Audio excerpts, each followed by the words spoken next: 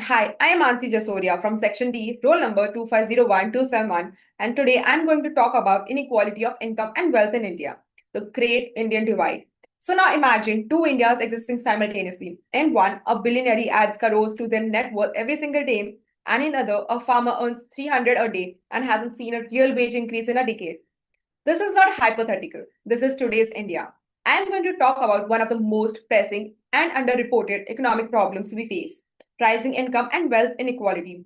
So, according to the World Inequality Lab, India's wealth Gini coefficient stands at 0.82, among the highest in the world. The top 1% of Indians own 40% of the nation's total wealth. That's not a coincidence, that's a result of decades of structural choices.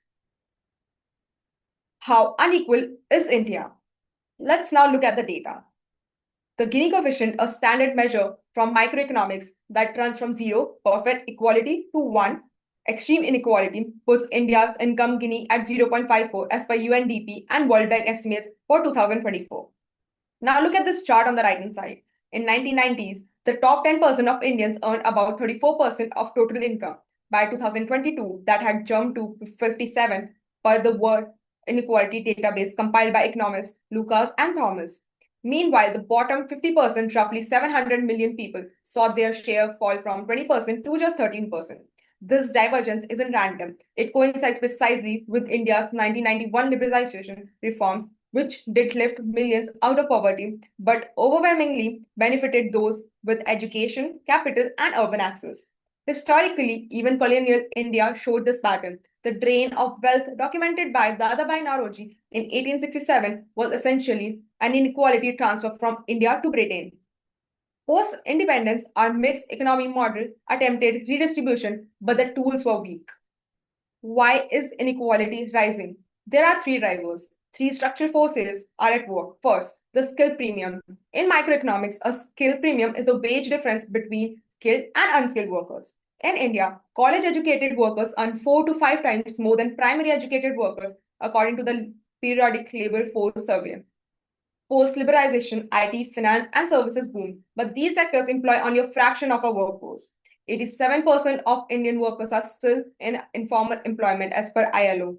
The Skill India mission, launched in 2015, has trained millions, but structural informality remains unchanged. The second is urban bias. Urban per capita income is 3 times higher than rural per NSO. Cities generate 62% of GDP despite housing only 36% of the population. The Swaminathan Committee on Agriculture, formerly the National Commission on Farmers, explicitly warned about this urban-rural income divergence. 18 years later, rural wages grew just 2.5% in real terms compared to 7% in urban formal sectors, as per RBI. The third one is wealth concentration. At the macro level, this is a capital versus labor story. Oxfam India 2024 found that 5 richest Indians own more wealth than the bottom 700 million. Part of the reason, capital income, dividends, rent, equity gains is taxed at 10 to 20%, while labor income can be taxed up to 30%. India abolished inheritance tax in 1985 and wealth tax in 2016. India's tax to GDP ratio of 11% is far too low to fund meaningful redistribution. The way forward policy roadmap. So, what do we do? Let me walk you through a three-phase roadmap. In short term, 0 to 2 years, expand the index Manrega wages to inflation, a recommendation the Raganajan committee made years ago. Introduce a progressive wealth tax on net assets above 10 crore, rationalize the GST. The WHO Essential Good Framework guides that food and medicine should be zero rated, and urgently scale PM Kaushal Vikas Yojana for skilling. In medium term, 2 to 5 years, the government's own chief economic advisor Arvind Subramaniam proposed a universal basic income pilot in the 2017 economic survey. It's a time to actually run it in select states. Digitize land records. Niti Aayog estimates 66% of land is disputed. And also, tax administration reform commission should be made.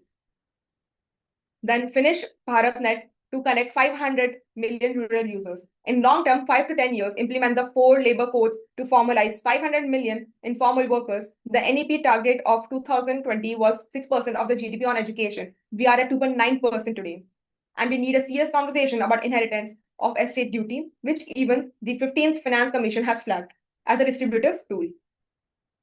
It is a policy choice. India has the data, the institution, and frankly, the moral obligation to make a better one. Thank you.